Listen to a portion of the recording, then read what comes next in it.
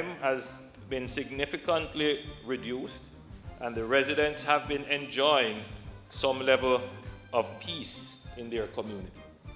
That's welcomed news from Prime Minister Andrew Holness about the zones of special operations in Denham Town and Mount Salem. And we want that same level of peace for the rest of the island. So if you know or suspect any illegal activity in your neck of the woods, please report it to the police.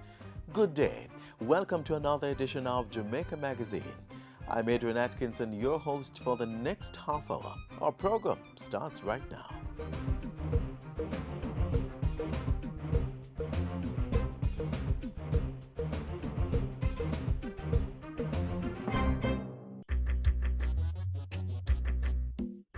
Nutritious food, succulent dishes, superior workmanship, and excellent service.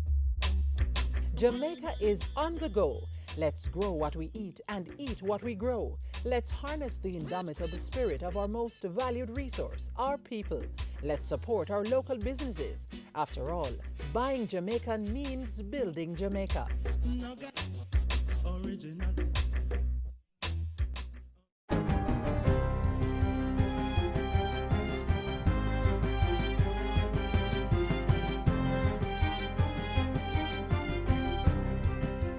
Good day, I'm Carrie-Ann Smith, and this is your GIS News from Monday, April 16.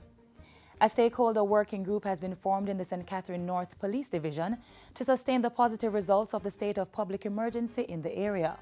The group comprises members of the security forces, political representatives, business leaders, community leaders, and the church.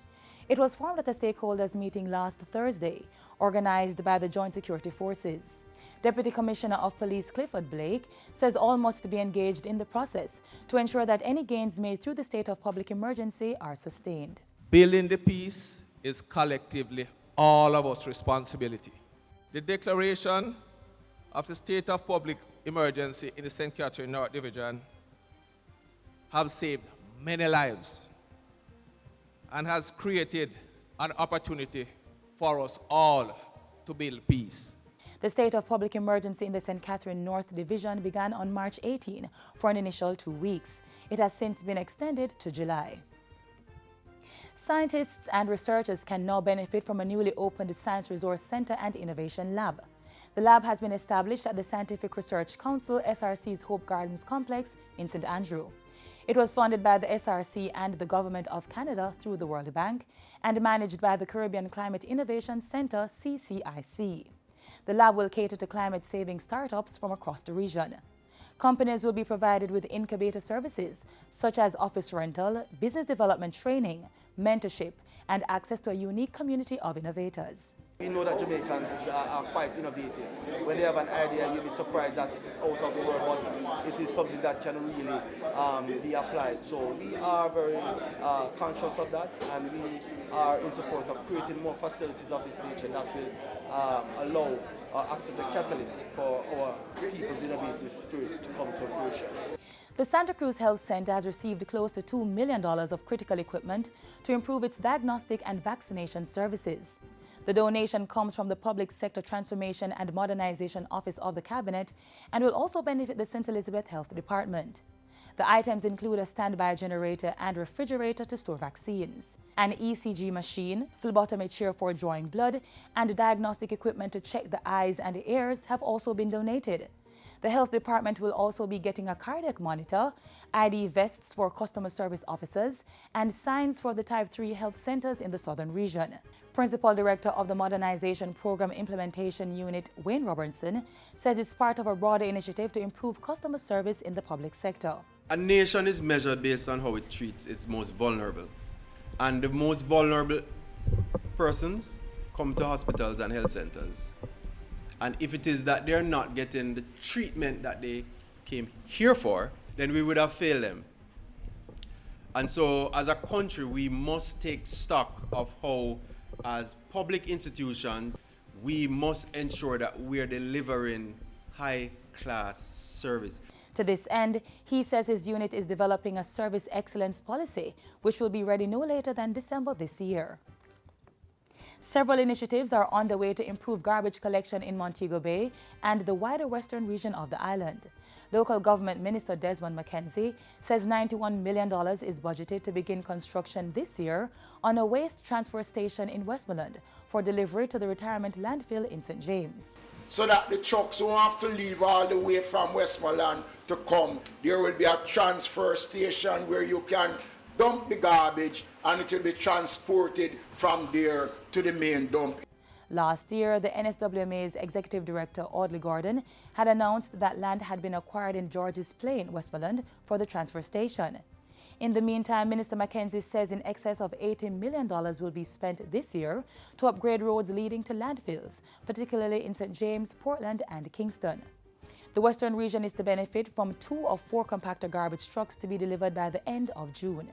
And the local government ministry is now undertaking a review of the landfills in St. James and Portland, as well as the Riverton City disposal site. Minister McKenzie was addressing a council meeting of the St. James Municipal Corporation. And finally, the National Works Agency, NWA, is now in the preliminary stages of work to rehabilitate the approximately 13-kilometer stretch of roadway between the Ferris Cross and Macfield corridor in Westmoreland. The $24.9 million project is being executed through the Major Infrastructure Development Program, MIDP. The Ferris to Macfield main road forms part of the north-south link between St. James and St. Elizabeth. It is also the main route linking the town of Savannah-Lamar to the city of Montego Bay. The project involves the widening of sections of the corridor, which will also be realigned to cut down on its many corners. The project will also include significant drainage improvement. The NWA's Community Relations Officer for the Western Region, Janelle Ricketts, says efforts are now being concentrated in the section between Ferris Cross and Whithorn. And that's it for JIS News Today. I'm Carrie-Ann Smith. Thanks for watching.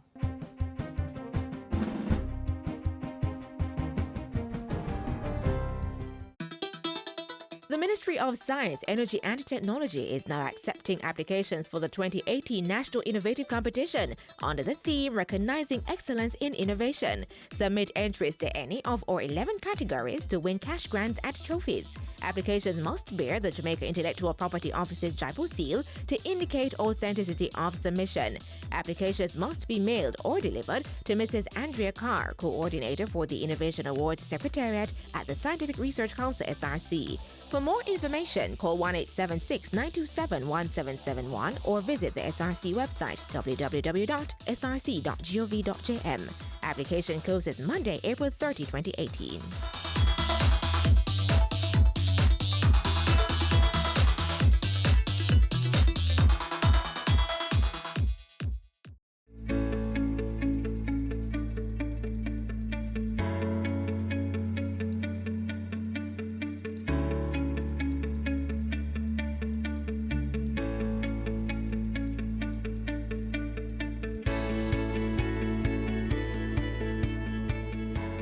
If you had the opportunity to learn a skill, earn while you're doing that, save from what you're earning, and give back to society, would you take it? Well, yes. There's a lot of opportunity there. So I believe being a part of this initiative is a good step.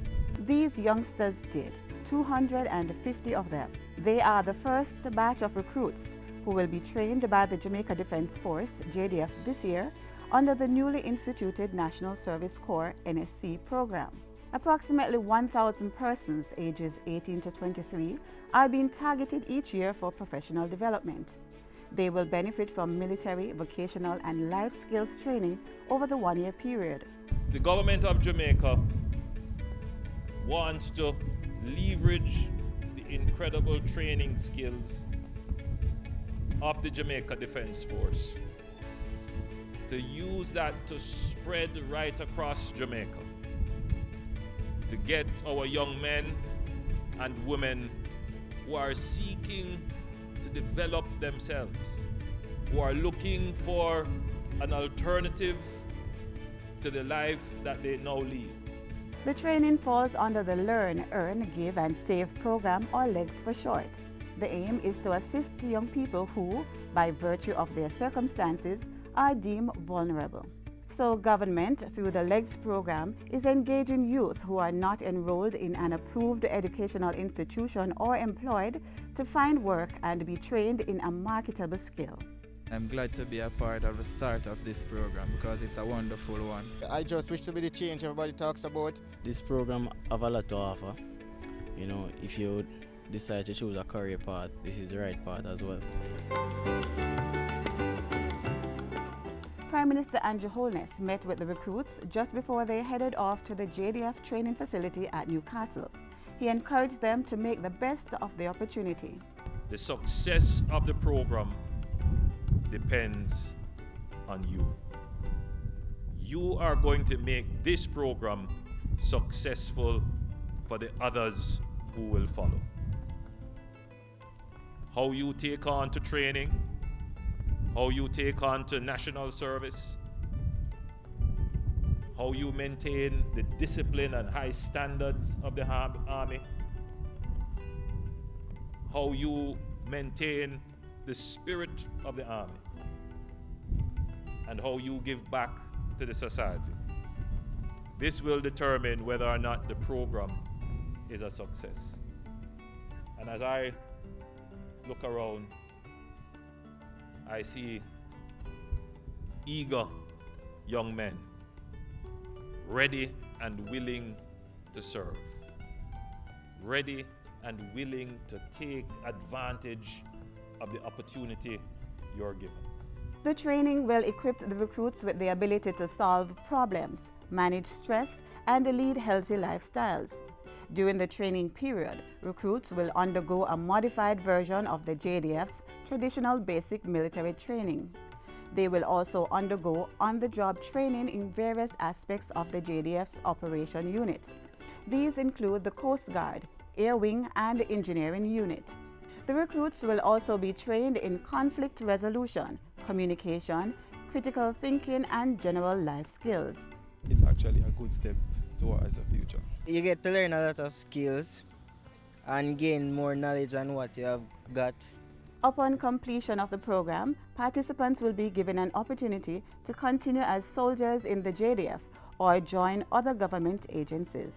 I hope to achieve skills that will help me to take on the life that is set forth for my future. Everyone wins at the end of the day. It's not just about a batch graduating to become a soldiers while others are just filtered back in the society. Everyone will be given opportunity to do a work experience program at the end, which will allow them to be more qualified and more equipped for the world going forward.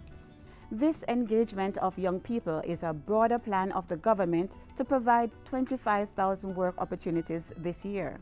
So far, approximately 15,000 jobs have been identified through the formation of several core groups. These include the document management and digitization, environmental management, geographic information systems, infrastructure and construction, registration, verification and audit, hospitality core, as well as the National Service Enlistment Program of the JDF. At the end of their tenure, your possibilities are endless. You would be far more employable than if you had not gone through this program. the Prime Minister strongly believes that by involving youth in meaningful activities, it will reduce the chances of them being involved in illegal activities or even having the thought to do so. He pointed out that similar programs have been implemented in other countries, such as Israel, Switzerland, and South Korea, resulting in great discipline, orderliness, and togetherness. We note that in those societies, crime and social disorder is low.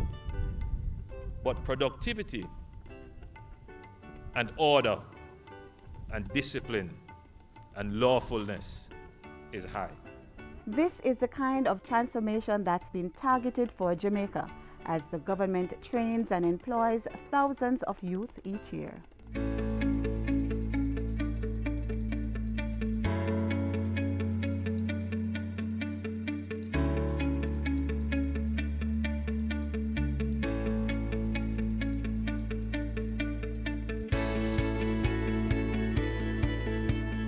So you need to have your criminal record expunged.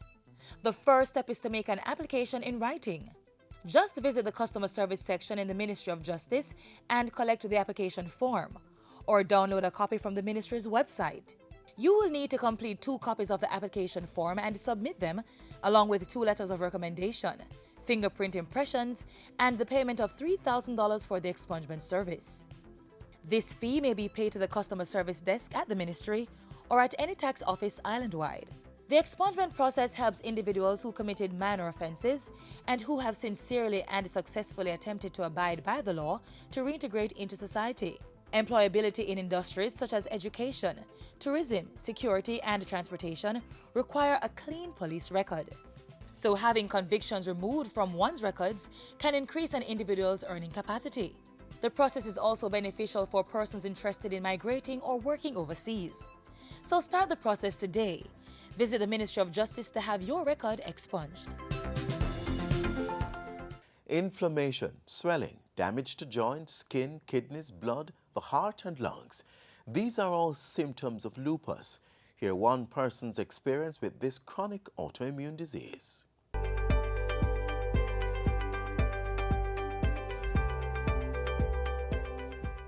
I was diagnosed with lupus in 2008, but from my own knowledge of what is happening, I must have had lupus all my life, as it were, because I've always been having symptoms. But the challenge that I had was that I was always misdiagnosed. And so that is the focus of my, the challenges in terms of, the doctors would think that I have something else and not lupus, but you'd have different symptoms. But I have systemic lupus, and lupus is not only systemic, but some persons just have what we call discord lupus or other little types, joint pains, and so on. But I have the full works. Well, I was extremely disappointed because I felt, oh my God, I have lived a good life. I have always been careful about what I eat. I've always been sure to exercise. I've used to be nice and slim and beautiful. And to hear that now I have this condition, I did not want to believe. And then it got worse after the diagnosis. You know, I had periods where I couldn't work at all. There was a 4-year period in my life that I never worked. I just couldn't work. I was just always sick. I was always in hospital. Sometimes I'm in intensive care, sometimes I am unconscious, sometimes I'm all kinds of things. So it has not been a very wonderful ride. In 2014, I became, my kidneys stopped working. So I was now in renal failure. And it means that I now have to go to dialysis. So there were days when I would just be so weak. My blood count, that's HB, would fall to a very low level.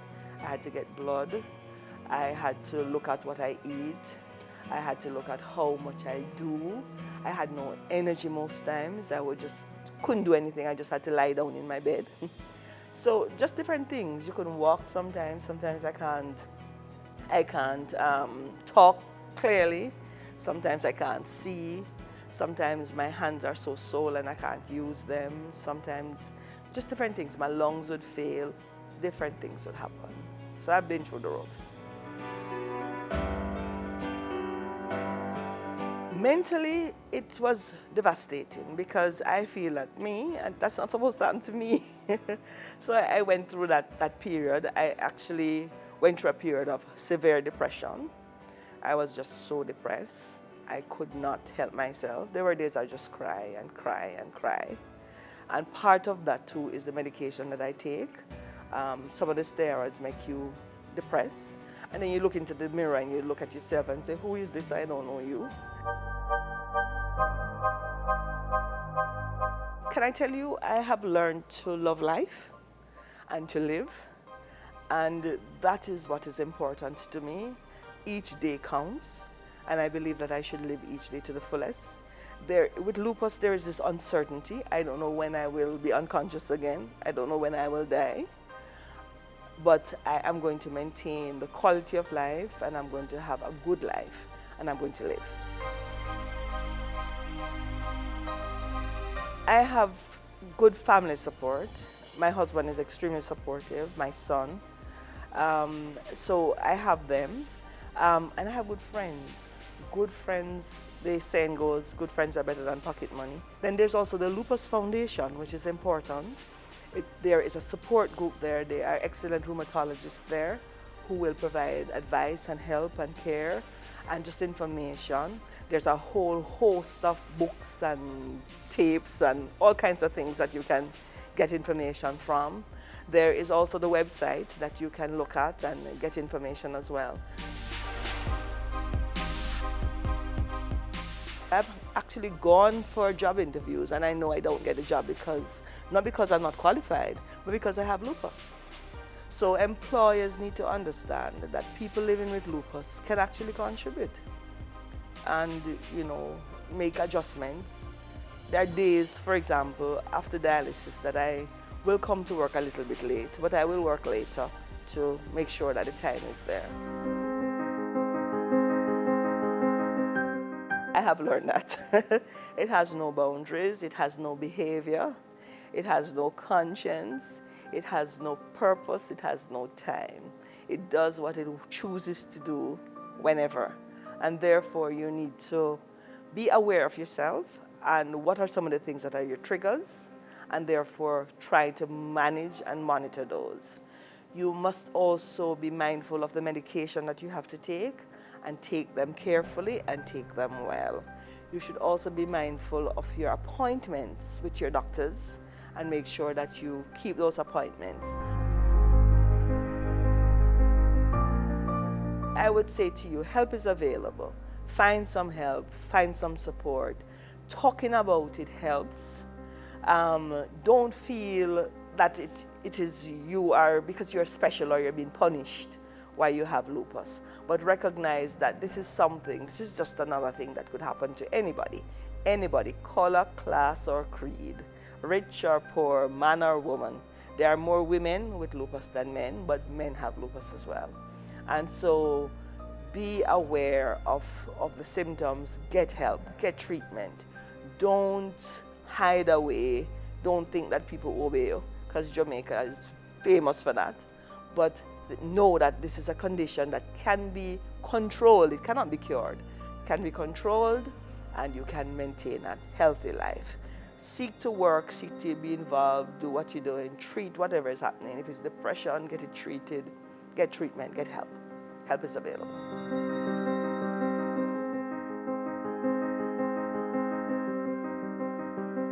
To learn more about lupus, contact the Lupus Foundation of Jamaica via their website lupusfoundationjamaica.org or 754-8458. You may also visit them at 7 Barbados Avenue, Kingston 5. If you're watching the JIS, you're always in the know when it comes to government information and news. Keep watching, keep informed, and tell your friends. JIS, your #1 source for government info. The Electoral Commission of Jamaica, ECJ, has extended the validity of all voters' IDs. Yes, I said it. All voters' IDs are valid until December 31, 2019. Businesses are being asked to continue to accept voter ID cards as a valid form of identification. Don't worry, the ECJ will continue to process new and replacement ID cards until the new expiration date. For more information, call toll-free at 1-888-991-8683 or email eojinfo@eoj.com.jm. The Electoral Commission of Jamaica, committed to free and fair elections.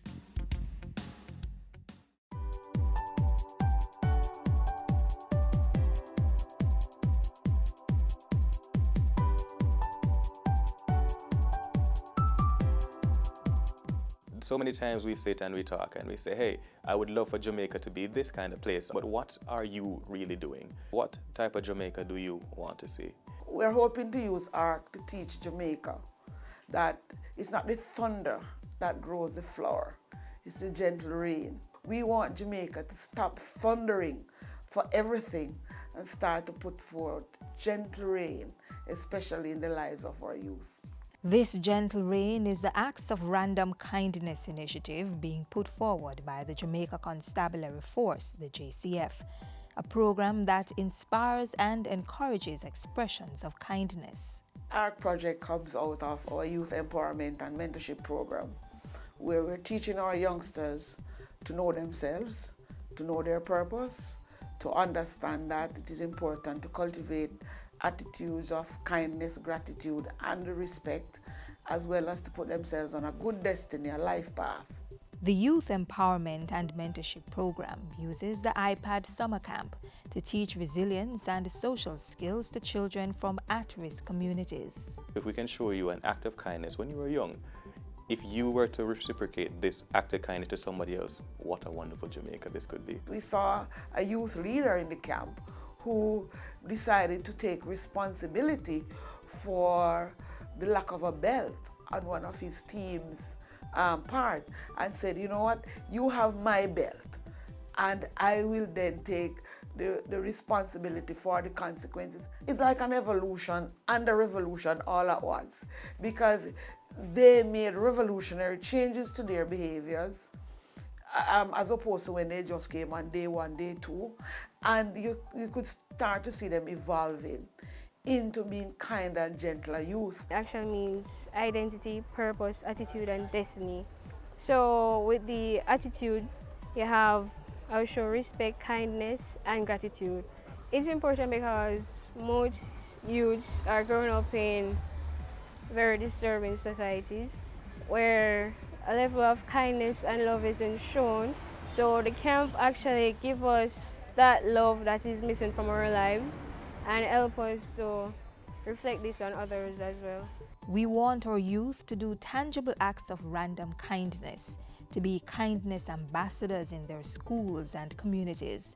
This will in turn raise the awareness in adults that they too should be agents of change. We are challenging Jamaica to engage in a very self-conscious way in acts of random kindness amongst adults and towards our children. We want you to think kind, Jamaica. We want you to act kind. We want you to be kind. I am ready. I'm ready. I'm ready. I'm ready. You have to have kindness in your heart. You have to be compassionate towards people. Some persons really need it. A little act of kindness sometimes motivates somebody else. So we want our youngsters at school, at home, and at play to think kind, act kind, and be kind. It is a message that needs to be self-conscious. We are inviting you, youth, adults, business places, to take up your link in the chain and bring this initiative to life. Respond with smiles, hugs, positive affirmations, and acts of kindness to transform relationships in homes, schools, the workplace. Transform relationships right across Jamaica. If we want a kinder, gentler Jamaica, where all of us want to live, work, and raise family, it is important that each and every one of us start to think about the words that we speak to our children. Start with a kind word. Start by giving a smile and saying good day. Start by saying thank you. Start by giving a hug. Where you can be a mentor, just listen to their concern. Show that you have some degree of understanding and empathy. Be conscious, be aware. The cost to being kind is a state of mind.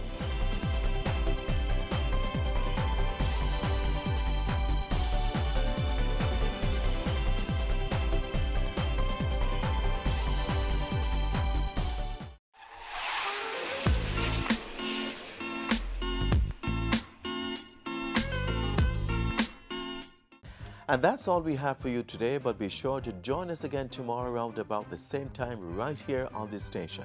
We maintain a strong social media presence, so visit our website, jis.gov.jm.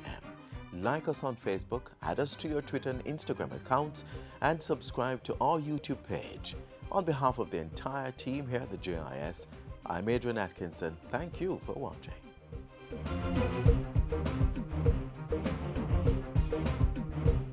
This has been a production of the Jamaica Information Service, the voice of Jamaica.